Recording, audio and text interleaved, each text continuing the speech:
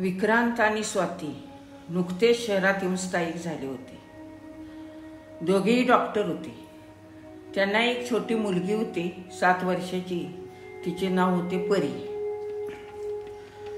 स्वाती आणि विक्रांत दोघेही एका अनाथ आश्रमात लहानाचे मोठे झाले। एका अनाथ आश्रमाजवळच्या झाडाखाली स्वातीला लहानपणी दुपट्यात गुंडळून कोणीतरी टाकली होती आणि विक्रांतही असाच आश्रमाभोवती फिरत असताना त्या दोघांनाही आश्रमचालक शशिकलाबाई यांनी आश्रमात आणले आणि इतर मुलामुलीप्रमाणे लहानपणापासून दोघांचे संगोपन केले।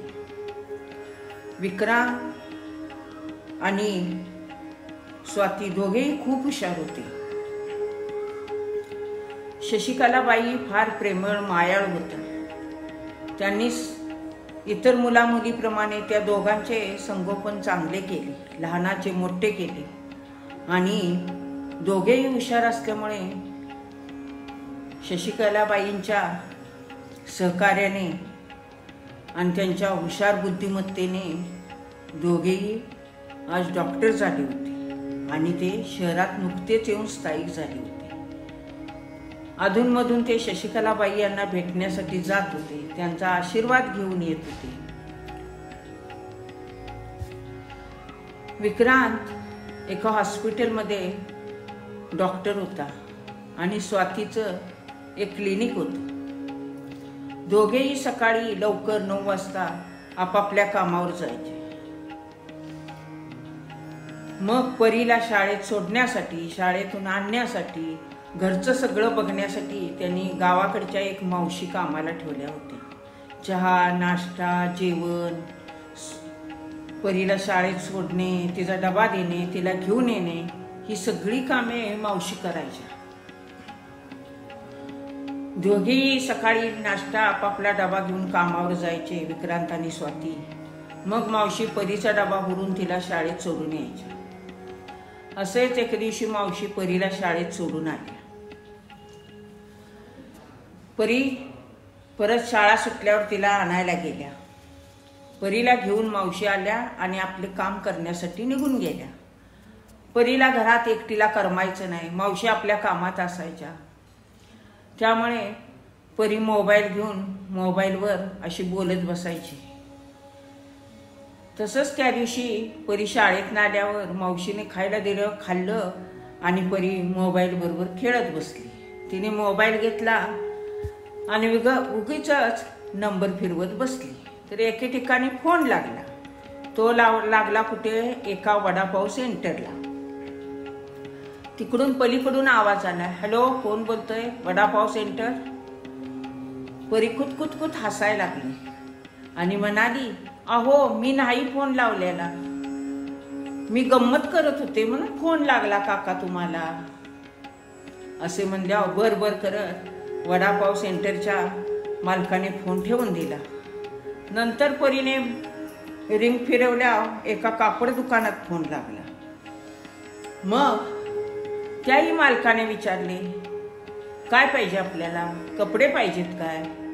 तेव्हा परी लागली हसायला आणि म्हणाली, काका, मी चुकून फोन लावला हो, गंमत करत होते फोन बरोबर। मग ती काका म्हणाले, काय? अरे बाळ, अशी गंमत करायची नसते बरं का। आणि त्यांनी फोन ठेवून दिला। परत आणि परीने गंमत करणं म्हणून फोनची रिंग फिरवली तर तो फोन लागला एका आजींना। परी म्हणाली, हॅलो, कोण बोलतोय? मग पलीकडच्या आजी माडीवर खोलीत झोपल्या होत्या। फोन लागल्यावर, फोनचा आवाज आल्यावर त्या हळूहळू 60-70 वर्ष वयाच्या आजी होत्या। माडीवर होत्या त्या। हळूहळू थरथरत्या हाताने पायाने जिना उतरत खाली आल्या। खाली येऊन त्याने हॉलमधला फोन उचलला आणि त्या म्हणाल्या, हॅलो, कोण बोलतोय? मग परी म्हणाली, हॅलो, मी परी बोलत्या। मग आजी म्हणाल्या, कोण परी? काय काम होतं? मला कशासाठी फोन लावलाय? मग परी म्हणाली, अहो आजी, मी गंमत म्हणून फोन फिरवत होते आणि ते तुम्हाला लागला. तुम्ही कोण आहात? तुम्ही आजी आहात का? मग आजी म्हणाल्या, होय मी आजी आहे. तू कोण आहेस? मग परी म्हणाली, मी परी आहे. मग आजी म्हणाल्या, तुझं वय काय? मग परी म्हणाली, मी 7 वर्षाची आहे. अगं मग तुझ्या घरी कोण कोण आहे? तुझे आई बाबा आहेत का? हो आहे, ते दवाखान्यात गेल्यात. अगं कोण आजारी बिजारी आहे का? आजी म्हणाल्या. परी म्हणाली, नाही आजारी कोणच नाही आजी. माझे आई बाबा दवाखान्यात आहेत. बाबा हॉस्पिटलमध्ये काम करतात डॉक्टर म्हणून, आणि माझ्या आईचं क्लिनिक आहे. मग क्लिनिकचा पत्ता परीने आजीबाईसनी सांगितला.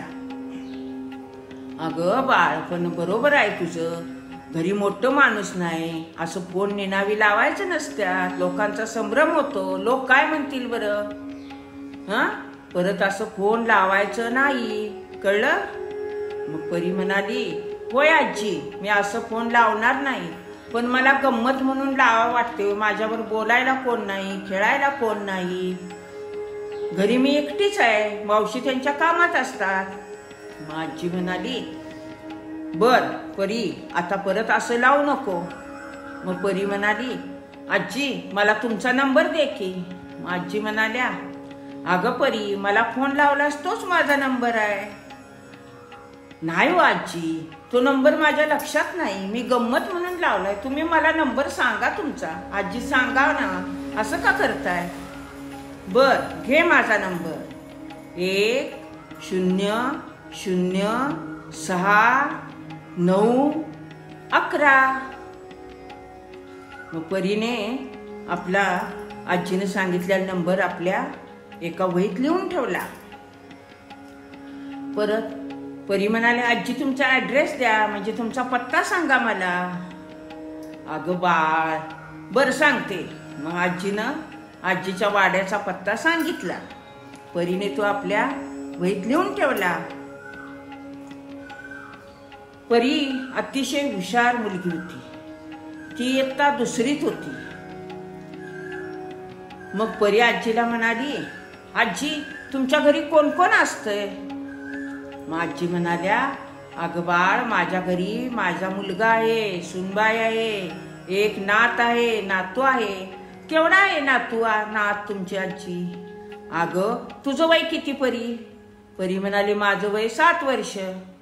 मग आजी म्हणाली, तुझ्यापेक्षा 1-2 वर्षानं मोठा नातू माझा विनू, आणि तुझ्यापेक्षा 1-2 वर्षानं लहान माझी नात छबू. असं म्हणल्यावर परी म्हणाली, हो आजी, किती छान आहे हो, तुम्हाला नातवंडे आहेत. मला खूप आवडेल त्यांना भेटायला. मी येऊ का तुमच्या घरी खेळायला? आजी म्हणाली, हो हो बाळ, ये, तू सुट्टी दिवशी ये माझ्या घरी. बर आता ठेवू का फोन?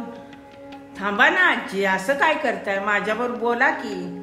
असं करू नका, बोला माझ्याबरोबर. अगं बाळ, काय बोलायचं आता तुझ्याबरोबर? मी सांगितलं ना. मग आजी असं करा, मी रोज तुम्हाला बरोबर शाळा सुटल्यावर 5 वाजता फोन करीन. माझ्याबरोबर गप्पा मारा, बोला. मग आजी बर म्हणाल्या. मग परीने फोन ठेवून दिला. आजीनेही फोन ठेवला. आजी घरात सरलाबाई त्यांचं नाव होतं. त्या एकट्याच घरात होत्या.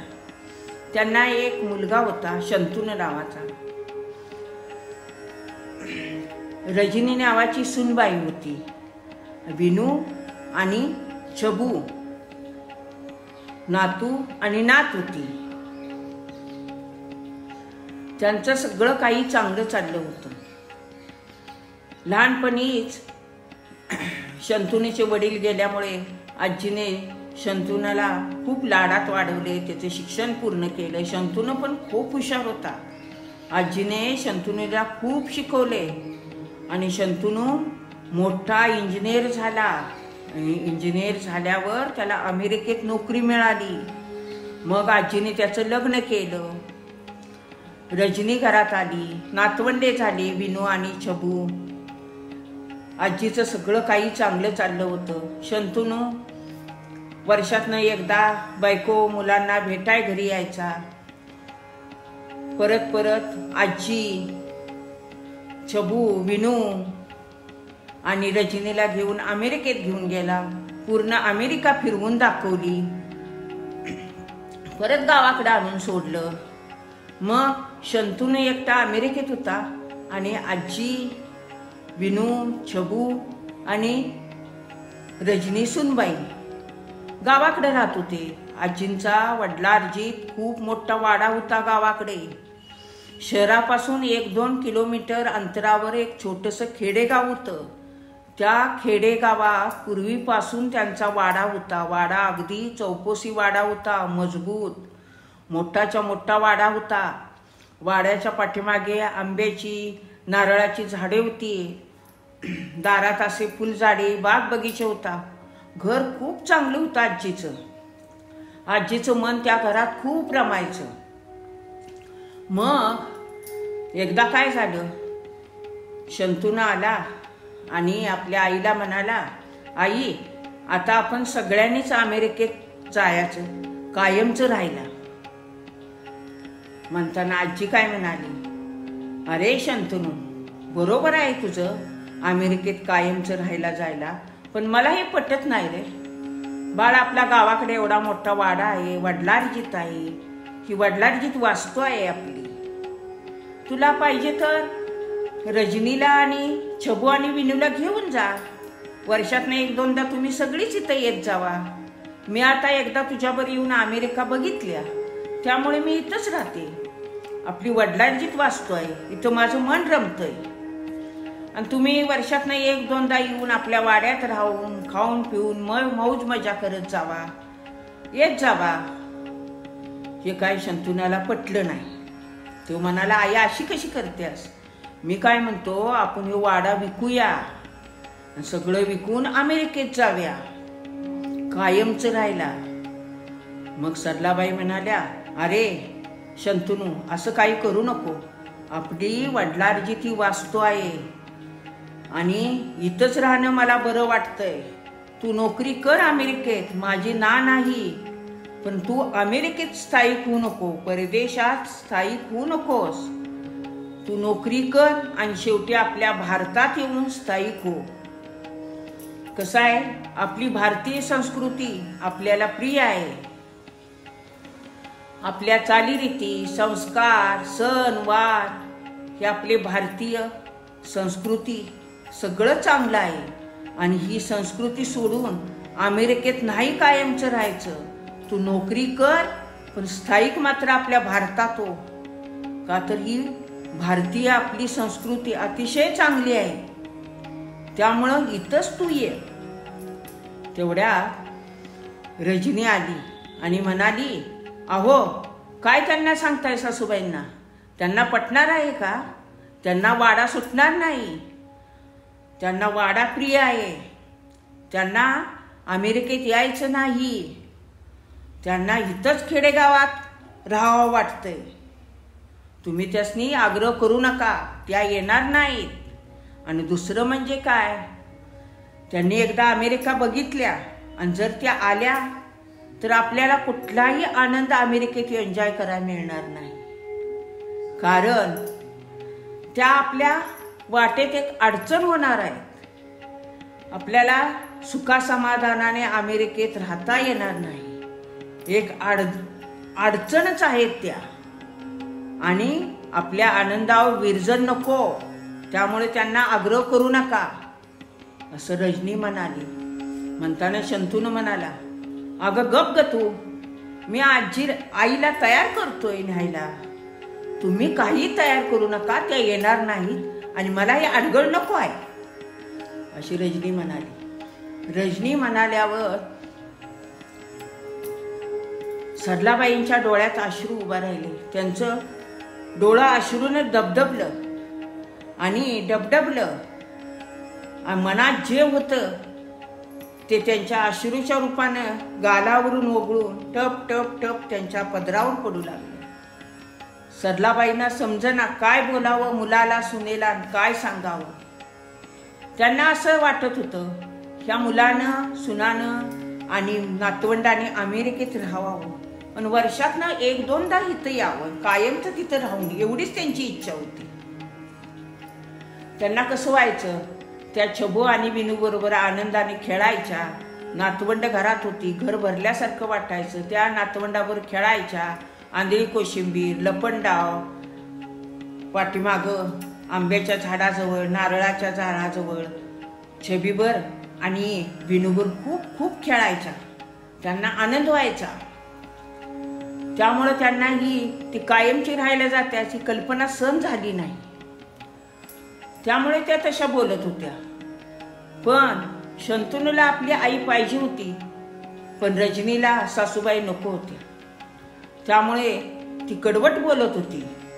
रजनी म्हणाली, अहो गेल्या वर्षीच बघितलं नाही का, आपल्या विनूचा वाढदिवस होता आणि सासूबाई म्हणाल्या मी केक आणते विनूला, मी केक आणते.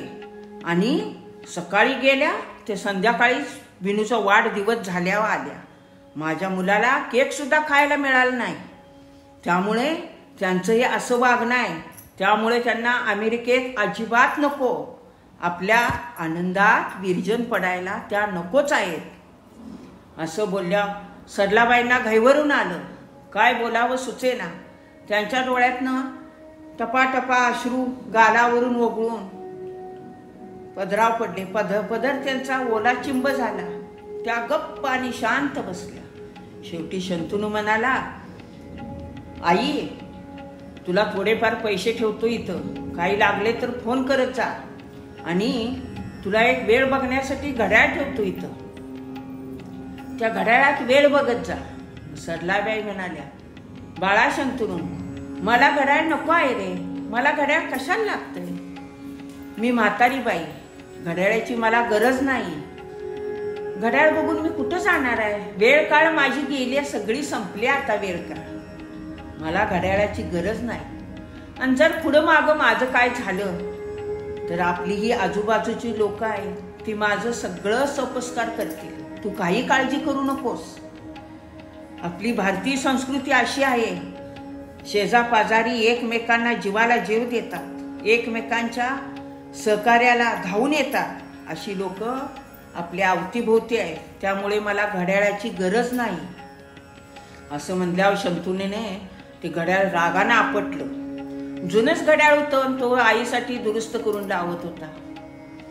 मग शंतनूने मागचा फिरचा विचार केला नाही. तो आईला म्हणाला, अजून विचार कर, तू चल अमेरिकेला. पण सरलाबाईंचं एकच वाक्य, मी येणार नाही. माझं गाव, माझा देश, माझी संस्कृती सगळं सोडून मी काही येणार नाही. त्यामुळे शंतनू, रजनी आणि मुले अमेरिकेला गेली. शंतनूने सांगितलं, मी आता कायमचा निघालोय, मी परत कधी इकडे येणार नाही. तुला गरज वाटली तर फोन करत जा, पैसे लागले तर फोन करत जा. असे सांगून शंतनू, रजनी, विनू आणि छबू अमेरिकेला कायमची निघून गेली. अशी सरलाबाईंची व्यथा होती. त्या एकट्याच राहत होत्या.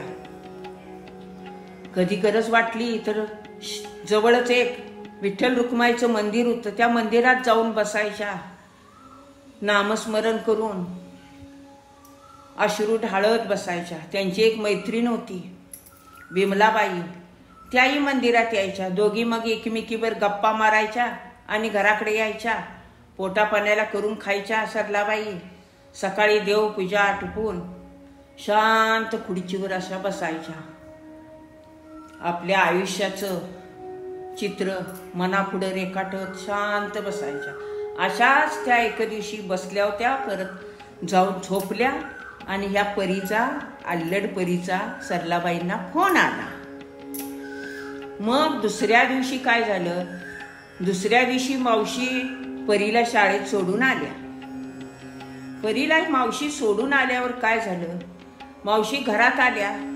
परत संध्याकाळी त्यांना परीला आणायला जायचं होतं. मावशी घरात आल्या आणि त्यांना गावाकडचा एक फोन आला की मावशीसनी 15 दिवसासाठी गावाकडं बोलवलं होतं आणि त्यांना जाणं अत्यंत गरजेचं होतं. तसा फोन होता. मग मावशीने काय केलं, स्वातीला आणि विक्रांतला, स्वातीच्या क्लिनिकमध्ये मावशी गेल्या आणि विक्रांतला फोन लावला. मग स्वातीनं आणि विक्रांतनं मावशीला जायला परवानगी दिली. मावशी गावाकडे गेल्या. परी शाळेत सोडून आल्या होत्या परीला. परीच्या बाई खूप चांगल्या होत्या, प्रेमळ, मायाळू, कसून मुलांच्याकडून अभ्यास घ्यायच्या, गोष्टी सांगायच्या, खेळ घ्यायच्या मुलांचे. बाई खूप चांगल्या होत्या. मग त्याविषयी बाईंनी काय सांगितलं, मुलांनो आज मी तुम्हाला आजी आजोबाबद्दल सांगणार आहे.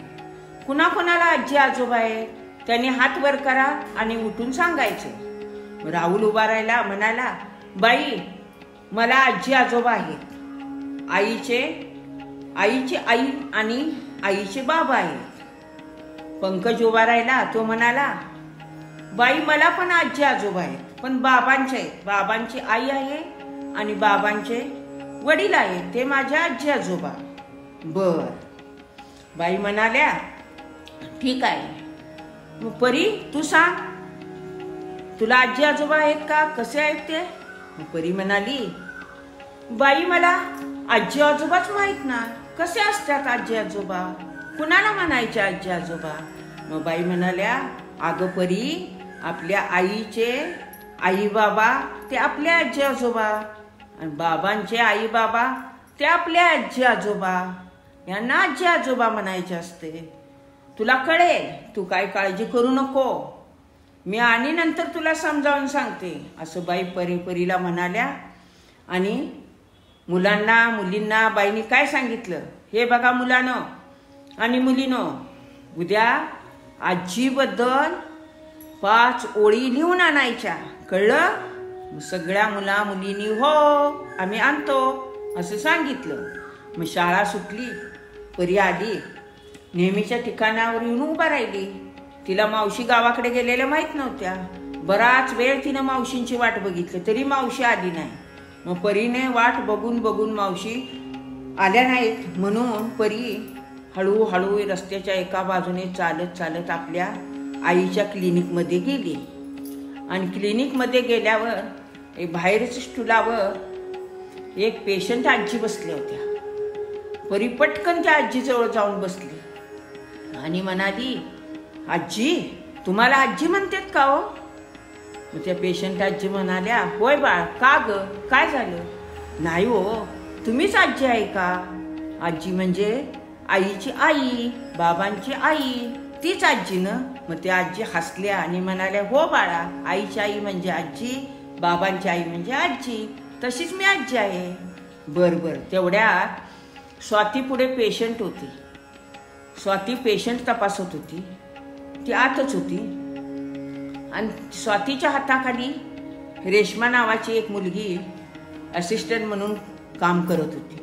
रेश्मा बाहेर आली आणि परीला बघून म्हणाली अगं परी, तू इकडे कशी काय आलीस? मावशी आल्या नाहीत का न्यायला? तेवढ्यात स्वाती पेशंट तपासल्यावर बाहेर आली आणि म्हणाली अगं रेश्मा, मावशी आजच गावाकडे गेल्या त्या आणि माझ्या लक्षात राहिलं नाही तुला सांगायचं. तू आता का नाही परीला नेऊन घरी सोड, तिला खायला दे आणि तू परत क्लिनिकमध्ये ये. आणि आजपासून मावशी 15 दिवस येणार नाही.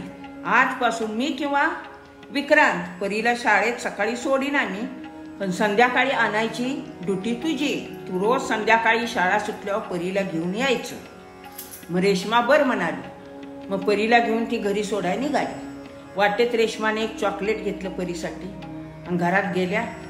परीला सोडल्यावर परी म्हणाली रेश्मा दिदी, आण इकडं ते चॉकलेट, मला पटकन दे, मला जाऊ दे आत. असं म्हणून परी पटकन आली, खुर्ची बसली. मग रेश्मा म्हणाली अगं परी, अशी काय गडबड करतेस? थांब ग दीदी, मला माझ्या एका मैत्रिणीला फोन करायचा आहे. बर बर कर, अशी रेश्मा म्हणाली. मग परीने आजीचा नंबर फिरवला. आजीला फोन लागला. हॅलो आजी, कशी आहेस तू? पलीकडं आवाज आला, हो मी छान आहे बाळ, बोल तू. काही नाही ग आजी, मला तुझ्यावर बोलायचं होतं, मी शाळेतने किती गडबड करून आले. रेश्मा दीदीला सांगितलं मला घरी लवकर सोड आणि मी आल्या. बोल ना ग आजी पटपट. मग रेश्मा ही ऐकत होती. रेश्मा काय म्हणाली, अगं परी, मैत्रिणीला फोन म्हणलीस आणि कुठल्या आजीला फोन लावलायस? थांब ग रेश्मा दीदी, तू जा बरं दवाखान्यात आणि मला आजीवर बोलू दे. मग परी आजीवर बोलायला लागली. मग इकडचं तिकडची सगळी खुशाली झाली. गप्पा बऱ्याच आजीनं परीनं मारल्या. मग परी काय म्हणाली, आजी मला एक सांग ना ग. मग सरलाबाई काय म्हणाल्या, बोल बाळ, काय सांगू? बघ आजी, आजी कशी असते ग? मला आजी नाही, मला काय माहिती नाही ग. कशी असते आजी? सांग ना मला. बाईनी 5 ओळी लिहून आणायला सांगितल्या. मग मी बाईंना 5 ओळी लिहून नेन. तू सांगितलेलं मी दाखवीन बाईंना. बाई मला शाबासकी देतील. सांग ना ग आजी, कशी असते आजी? मग सरलाबाई म्हणाल्या, बाळा परी, आजी कशी असते माहितीये का? आजी म्हणजे दुधावरची मऊ मऊ साय. आजी म्हणजे मूर्तिमंत वात्सल्याची गाय. आजी म्हणजे आपल्या नातवंडांच्या डोक्यावरून पाठीवरून थरथरत आणि सुरकुतलेले हात फिरवणारी वात्सल्याची मूर्तिमंत माय माऊली. कळलं परी? असं म्हणत म्हणत आजींच्या डोळ्यातनं अश्रुधारा आल्या. त्यांना छबीचा आणि विनूचा चेहरा डोळ्यापुढं दिसत होता. परंतु त्यांनी आपला हुंदका आवरला आणि म्हणाल्या, कळलं बाळा, आजी म्हणजे काय असतं ते? तू उद्या लिहून ने शाळेत बाईंना दाखवायला. आता ठेवू का फोन? मग परी म्हणाली, हो आजी, मी आता उद्या तुला ह्या वेळेलाच फोन करते. परीने फोन ठेवला. सरलाबाईंनी फोन ठेवला. त्यांना हुंदका आवरेना. छबीची आणि विनूची खूप खूप त्यांना आठवण येत होती. पण विलास नव्हता. फक्त आठवणीत त्या रमायच्या नातवंडांच्या. मग परी रोज शाळेत जायची. स्वाती, विक्रांत परीला सोडून यायचे. संध्याकाळी रेश्मा घेऊन यायची. असंच एकदा काय झालं, एका रविवारी परीला वाटलं आपण आजीकडे जावावं. म्हणून शाळेतनं आल्यावर परीने फोन लावला आजीला. इकडच्या तिकडच्या आजी नातीच्या गप्पा झाल्यावर परी म्हणाली, आजी एखाद्या रविवारी माझ्या आईबाबांनी मी येऊ का तुझ्या घरी? मी सरलाबाई म्हणाल्या, होय बाळ, ये ग ये, मला खूप आनंद होईल. ये तू कधी ये. नाही ग आजी, रविवारी सुट्टी असत्या आणि रविवारी हाफ डे असतो आईबाबांचा, त्यामुळे आम्ही सगळेच येतो. मग सरलाबाई म्हणाल्या, हो हो ये बाळ. आणि आजी रविवारच्या दुसऱ्या दिवशी सोमवारी माझा वाढदिवस आहे. अगं बाय, हो का? मग लय मला आनंद होईल. तू रविवारी ये, मी वाट बघते तुझी. आई बाबांना घेऊन ये. मग परी हो म्हणाली. परीला अतिशय आनंद झाला. मग परी म्हणाली, मी विनू बरोबर आणि छबी बरोबर खेळणार आहे. खूप खूप खेळणार आहे. दंगा मस्ती करणार आहे. माझी म्हणाली, हो बाळ, हो हो ये तू. सरलाबाई आता विनू आणि छबी कुठली दाखवणार आजीला? पण त्यांनी समजुतीसाठी मुलीला त्या परीला होय म्हटलं होतं. परीला खूप आनंद झाला. संध्याकाळी आई बाबा आल्यावर परीने आई बाबांना सांगितलं, आई बाबा, उद्या रविवार आहे ना, आपण आजीकडे जायचं. म्हणताना स्वाती म्हणाली, अगं परी, कुठली आजी? कोण आजी? तू कुणाला आजी म्हणतेस? काय सांग ना आम्हाला. म्हणताना परी म्हणाली, आई ती आजी आहे, फोनवर बोलणारी माझी आजी. ती माझी आजी आहे. तिनं मला आजीबद्दल माहिती सांगितली होती. मी शाळेत बाईंना दाखवली. बाईंना माझा नंबर आला. बाईंना माझा 5 ओळी खूप आवडल्या माझ्या. मग स्वाती म्हणाली, बर बर जाऊया. नाही खरं सांगा, आपण रविवारी जायचंच आजीकडं. मग स्वाती आणि विक्रांत होय म्हणाले. रविवारी हाफ डे होता. दोघे आपापल्या कामावर गेले. परी घरीच होती. तिला खूप आनंद झाला होता. ती जोरात घरातनं पळत होती. आनंदानं उड्या मारत होती. इकडे सरलाबाईंनाही खूप आनंद झाला होता. उद्याच्याला आता रविवारी परी येणार. परी म्हणजे त्यांना छबी दिसायची. छबी म्हणजेच परी, परी म्हणजे छबी. आता त्यांनी परीला आपली नात म्हणून परीच्या रूपात छबीला बघितलं होतं. नात म्हणून त्याने परीला मान्य केलं होतं आपल्या मनात. मग उद्या रविवार, उद्या परीचे आई बाबा येणार होते. मग परवा दिवशी सोमवारी परीचा वाढदिवस होता. सरलाबाईंना खूप आनंद झाला. त्या दिवशी एवढं काय झालं, त्या जोमात उठल्या आणि घरात ओरडू लागल्या, उद्या माझी नात येणार, उद्या माझी परी येणार माझ्या घरी, माझी छबू येणार. त्यांना एवढ्या वयातही खूप जोम आला, खूप आनंद झाला. आणि त्यांनी घरातली देवपूजा वगैरे सगळं आवरलं, पोटाचं पाण्याचं केलं आणि एक पिशवी आणि पैसे घेतले आणि घराला कुलूप लावून त्या निघाल्या. त्या खेड्यापासून 1-2 किलोमीटर अंतरावर शहर होतं. त्या शहरातनं त्या परीसाठी काय काय वस्तू आणणार होत्या म्हणून त्या गेल्या शहरात. ऊन लागत होतं, चालत चालत तशाच त्या शहरात गेल्या. त्यांनी परीसाठी खूप खूप मिठाई, चॉकलेट घेतली, परीसाठी कपडे घेतले, सगळं काही घेतलं. त्यांना खूप आनंद झाला आणि ते सगळेच घेऊन त्यांना परीला सरप्राईज द्यायचं होतं. म्हणून त्यांनी आदल्या दिवशीच परीच्या आईच्या क्लिनिकमध्ये ह्या वस्तू नेऊन दिल्या. त्यांना क्लिनिकचा पत्ता परीने सांगितले होत्या. परीला आश्चर्यचकित करायचं होतं म्हणून त्यांनी ह्या सगळ्या वस्तू आदल्या दिवशी परीच्या क्लिनिकमध्ये नेऊन दिल्या. स्वाती पुढे पेशंट होते, रेश्मा बाहेर उभी होती. मग आजीने सांगितलं, सोमवारी परीचा वाढदिवस आहे, परीला या वस्तू द्या असे म्हणून सरलाबाईने रेश्माच्या हातात दिल्या. रेश्माने त्या स्वातीला नेऊन दिल्या. कोणतर आजी येऊन या वस्तू देऊन गेल्यात म्हणून. स्वाती बर म्हणाली आणि सरलाबाई निघाल्या. उन्हात चालत होत्या. ऊन आता घराकडे जाणार होत्या. ऊन कडक लागत होतं. सरलाबाईंना उन्हामुळे चक्कर यायला लागली. मग रस्ता पार करायला एका मुलाने त्यांना मदत केली. त्या रस्ता पार करून अलीकडे आल्या, पण त्यांना अतिशय असं फिरल्यासारखं झालं, चक्कर आली, त्या खाली पडल्या. हे बघितलं तिथं बरीच लोक जमली. मग त्या मुलाने सरलाबाईंना हॉस्पिटलमध्ये ॲडमिट केलं. डॉक्टरांनी तपासलं, त्यांना ॲडमिट करून घेतलं, सलाईन औषधं चालू केली. मग हाबडे झाल्यावर परी खुश होती त्या दिवशी. आज आजीला भेटाय जायचं. शंतनू आणि विक्रांत आणि स्वाती दोघेही आले. परी खूप आनंदात होती. मग सगळेजण गाडीत बसले निघाले. आज सुट्टीचा दिवस असल्यामुळे सगळ्यांनी परीचा आनंद जास्त जेवढा होतील तेवढा आनंद आज परीला द्यायचा असं दोघांनी ठरवलं. आणि त्यांनी परीला धबधब्यावर नेलं, देवळात नेलं आणि बघण्यासारखी ठिकाणी होती अशा बऱ्याच ठिकाणी नेलं.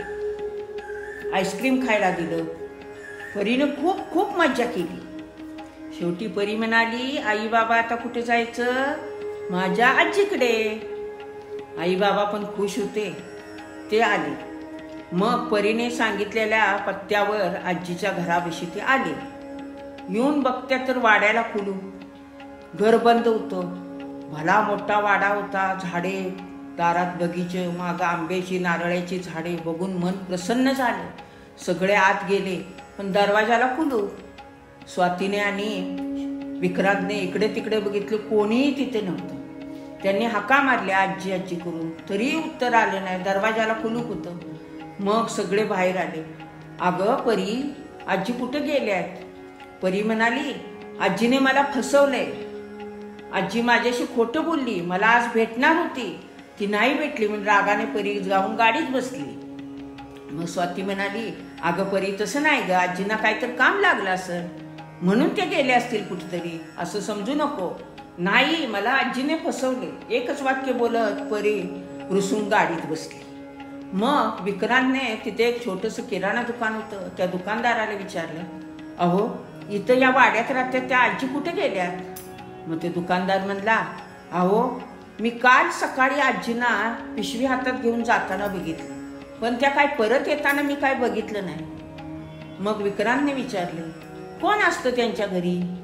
मग ते दुकानदार म्हणाला, अहो त्या आजी एकट्याच असतात, एकट्याच राहतात.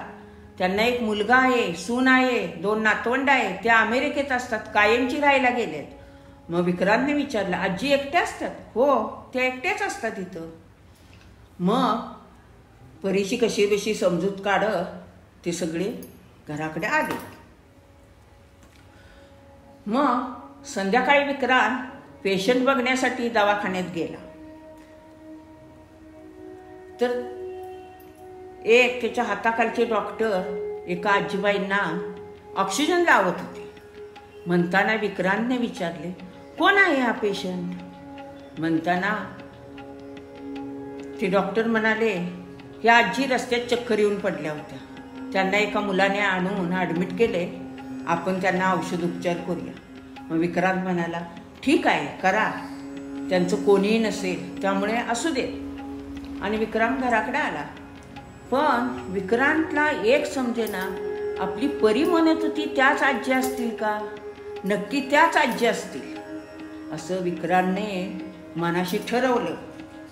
का तर काल आजी घरात नव्हत्या आणि त्या ॲडमिट झाल्या, त्याच आजी असतील असं त्याने मनाशी ठरवून दुसऱ्या दिवशी परीचा वाढदिवस होता.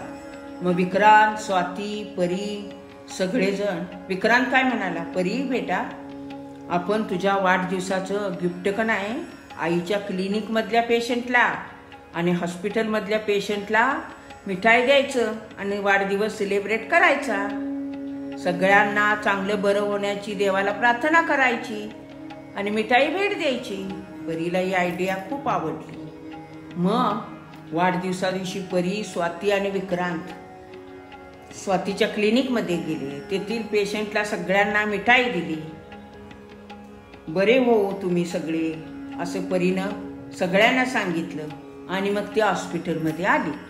हॉस्पिटलमध्ये आल्यावर सगळ्या पेशंटला परीने मिठाई दिली. मग आजीच्या खोलीमध्ये परी गेली. आजीची अशी त्या बाजूला आजी तोंड करून झोपल्या होत्या. तेव्हा परीने मग मिठाई तिथं टेबलवर ठेवली आणि आजी, तुम्हाला माझ्या वाढदिवसाची ही मिठाई दिल्या, तुम्ही लवकर बऱ्या व्हा, तुम्हाला खूप परमेश्वर देव आयुष्य देवो असे म्हणली परी. आणि मिठाई ठेवून परी निघाली. सरलाबाईच त्या खॉटवर होत्या. त्यांना आवाज, फोनवरचा आवाज आणि ह्यो आवाज एक वाटला. त्यांनी ओळखलं ही परीच असणार. मग त्यांनी असं तोंड फिरवलं. तेवढ्यात परी दारात जाणार, तेवढ्यात सरलाबाईने हाक मारली, परी, ए बाळ परी.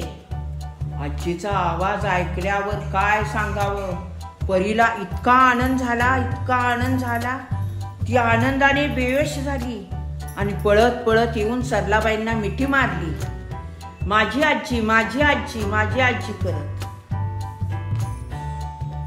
मग दोघी आजींना कडकडून भेटल्या. तेवढ्यात विक्रांत आणि स्वाती तिथं आले. मग परीने सांगितले, बाबा, आई, माझी आजी मला भेटली, माझी आजी भेटली. तिला खूप आनंद झाला होता आणि ती सरलाबाईंच्या गळ्यात पडली. परी, सरलाबाईंनाही खूप आनंद झाला. आपल्या छबीच्या रूपात आपल्याला नात मिळाली. छबीची उणीव परीने भरून काढली. त्यांनी प्रेमाने परीला जवळ घेतलं, तोंडावरून हात फिरवला. आनंदाश्रू त्यांच्या डोळ्यातून घळा घळा घळा बाहेर आले. आणि मग सगळी कहाणी सरलाबाईने स्वातीला आणि विक्रांतला सांगितली. त्यांच्याही डोळ्यातून आनंदाश्रू आले. त्यांनी सांगितलं, आता आजी, तुम्ही एकट्या राहायचं नाही, वाडा तसाच असू दे. तिथं वाड्यात आपण भाडे करू ठेवू आणि तुम्ही आमच्या घरी राहायला यायचं, आमच्या परीची आजी म्हणून. आमच्या परीला आजी नाही, आता तुम्हीच आजी आहे. सरलाबाईंनी ते मान्य केलं आणि विक्रांत आणि स्वाती बरोबर आणि परी बरोबर त्या आनंदानं राहायला लागल्या. अशी आजी नातीची माया होती आणि नातीची माया अपूर्ण राहिलेली सरलाबाईंना परीच्या रूपाने पूर्ण करायला मिळाली.